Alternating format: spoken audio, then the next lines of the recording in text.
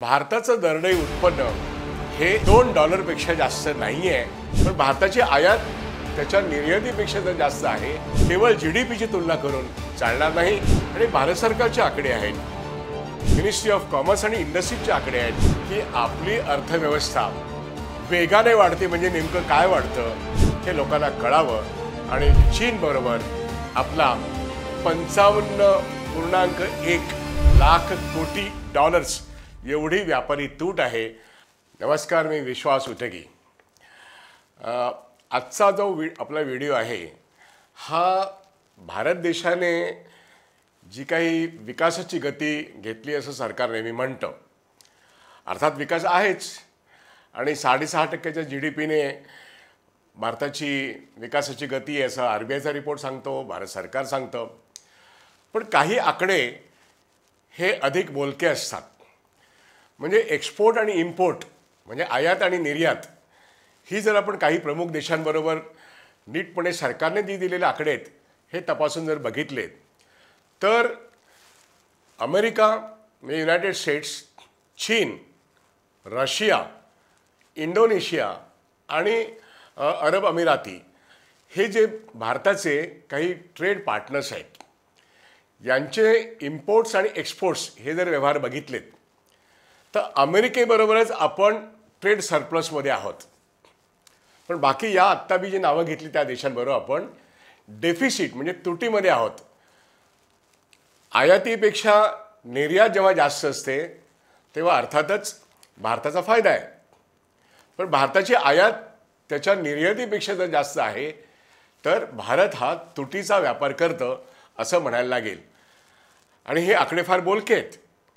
म्हणजे 23 आणि 24 हे जे काही आर्थिक वर्ष आहे या आर्थिक वर्षामध्ये एप्रिल ते ऑक्टोबर हा जो एक एक्सपोर्ट आणि इम्पोर्ट काही देशांबरोबर प्रमुख देशांबरोबर आपण बघितलं, आपण असं म्हणू पहिले 10 देश ज्यांचा भारताशी व्यवहार आहे त्या देशांची आपण तुलना जर केली तर अमेरिका याच्याबरोबर आपली आयात आणि आपली निर्यात तर निर्यात जास्त आहे.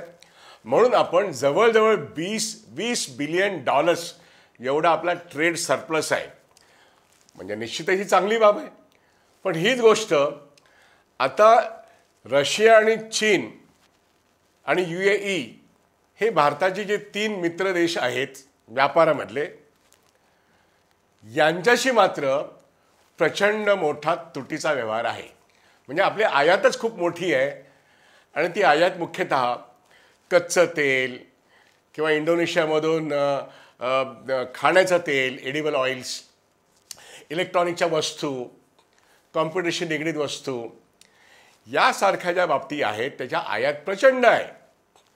आणि त्यामुळे निर्यात त्या मानाने काहीच नाही आहे. आणि आकडे जे दाखवत आहेत की आपला एक मोठा पार्टनर कोण, बिझनेस पार्टनर, तर अर्थातच चीन नंबर 2चा पार्टनर आहे. त्याच्याबरोबर जवळजवळ 55 लाख डॉलर्स, 55 लाख कोटी डॉलर्स एवढा घाटा आहे, वित्तीय तूट आहे. म्हणजे ट्रेड डेफिसिट असा त्याला खरा शब्दप्रयोग आहे, व्यापारी तूट आहे. 55 लाख प्लस ही व्यापारी तूट चीन बरोबर. पण तसंच UAE बरोबर आहे. काही 10 महत्त्वाची जर देश बघितलेत तर इकॉनॉमिक टाइम्सचा रिपोर्ट म्हणतो, जो फेडरेशन ऑफ एक्सपोर्ट ऑर्गनायझेशन जे आहेत त्यांचा हवाला देऊन आणि मिनिस्ट्री ऑफ कॉमर्स आणि इंडस्ट्रीचा हवाला देऊन जो इकॉनॉमिक टाइम्सने रिपोर्ट दिलेला आहे त्या अनुषंगाने तर चीन 51.11, रशिया 33.56 आणि सरप्लसमध्ये अर्थातच अमेरिका आहे, तो जवळजवळ 20 बिलियन डॉलर्सचा आहे. पण इराक असो, अरेबिया असो, इंडोनेशिया असो, साऊथ कोरिया असो, हाँगकाँग असो, UAE असो किंवा सिंगापूर असो, हे जे एकूण 10 देश आहेत ह्या सर्व ठिकाणी आपली आयातच जास्त आहे आणि आपण मोठ्या तुटीचा व्यापार करतो. हे यासाठी सांगणं आवश्यक आहे. हा फक्त एप्रिल ते ऑक्टोबर या कालखंडातला व्यवहार आहे.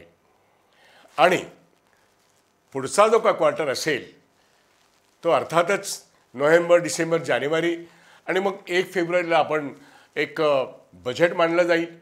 त्यावेळेस हे आकडे संपूर्ण डिसेंबरपर्यंतचे नव्हे तर फेब्रुवारीपर्यंतचे आकडे भारत सरकारकडे उपलब्ध असतील आणि त्यातून आपला ट्रेड सरप्लस किती आहे आणि तूट किती आहे ह्याच्यामध्ये अमेरिकेशी आपला व्यवहार चांगला आहे हे आपण निश्चितच तो वाढवला पाहिजे.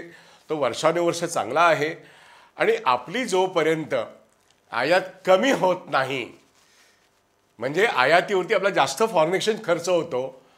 आपलं फॉरेन एक्सचेंज जर वाचवायचं असेल तर आपली आयात कमी झाली पाहिजे आणि जेवढे एक्सपोर्ट्स आपले जास्त होतील तेवढं आपण फॉरेन एक्सचेंजची कमाई करू.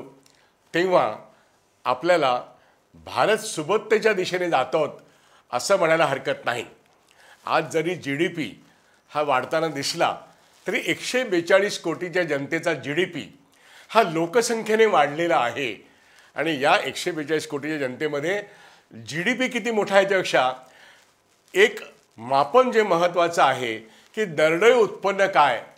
दुर्दैवाने भारताचं दरडोई उत्पन्न हे $2 जास्त नाही आहे आणि त्या अनुषंगाने आपण ज्यांच्याशी व्यवहार करतो ते देश आणि युरोपातले देश अगदी ब्रिटनसुद्धा $50,000 असं त्यांचं दरडोई उत्पन्न वार्षिक जर असेल तर आपलं वार्षिक उत्पन्न दिवसाला $202 याचा अर्थ ह्या हिशोबाने आपण करावं आणि मग आपण किती मागे आहोत केवळ GDPची तुलना करून चालणार नाही. आणि तसंच एक्सपोर्ट्स वाढले पाहिजेत, इम्पोर्ट्स वाढून चालणार नाहीत.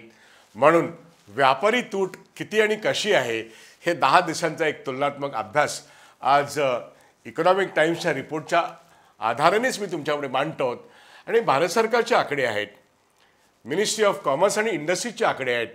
त्यामुळे भारताला जोपर्यंत विकासाचा वेग खरोखर पकडायचा असेल आणि या देशाचं चीनप्रमाणे मॅन्युफॅक्चरिंग हब बनवायचं असेल तर या देशातले 19 पूर्वी 6,20,00,000 छोटे आणि मध्यम आकाराचे जे उद्योग होते ते कोरोनानंतर फार मोठ्या प्रमाणात बंद पडलेत. आपल्याला गरज आहे रोजगार निर्मिती करता जास्तीत जास्त छोटे आणि मधल्या आकाराचे उद्योग. आपल्या देशाला मोठ्या कॉर्पोरेट्सकडून फार मोठं उत्पन्न मिळत नाही हे आत्ता आपण बघतो की आपले इम्पोर्ट्स काय आहेत आणि आपले एक्सपोर्ट्स काय आहेत. आणि म्हणून हा व्हिडिओ या दृष्टीने प्रबोधनासाठी आहे की आपली अर्थव्यवस्था वेगाने वाढते म्हणजे नेमकं काय वाढतं हे लोकांना कळावं. आणि चीनबरोबर आपला 55.1 लाख कोटी डॉलर्स एवढी व्यापारी तूट आहे. आणि हे सांगायला हरकत नाही की अदानींचा व्यवहार गुजरातमध्ये चीनचे प्रतिनिधी जे अदानीबरोबर पार्टनर आहेत त्यांचा गुजरातमधल्या 90% व्यवहार हा चीनशी निगडीत आहे. आणि या संदर्भामध्ये अदानींचा चीनचा व्यवहार एकूणच एक्सपोर्टशी आपलं त्यांचं नातं हे लक्षात घेता इकॉनॉमिक टाइम्सची ही आजची बातमी लोकांनी नीटपणे वाचावी म्हणजे आपली अर्थव्यवस्था कोणत्या टप्प्यावरती नेमकी उभी आहे. आणि 2024चं हे इलेक्शनचं वर्ष आहे त्यामुळे आर्थिक प्रश्नांवरती बाजार गप्पांपेक्षा वस्तुस्थितीवरती आधारित आपण सर्वांनी समजून घेतलं पाहिजे आणि अर्थात बोललंही पाहिजे. म्हणून हा व्हिडिओ केला आहे. आपल्याला तो आवडला असेल तो शेअर करा, लाईक करा आणि व्हायरल करा हीच विनंती. धन्यवाद.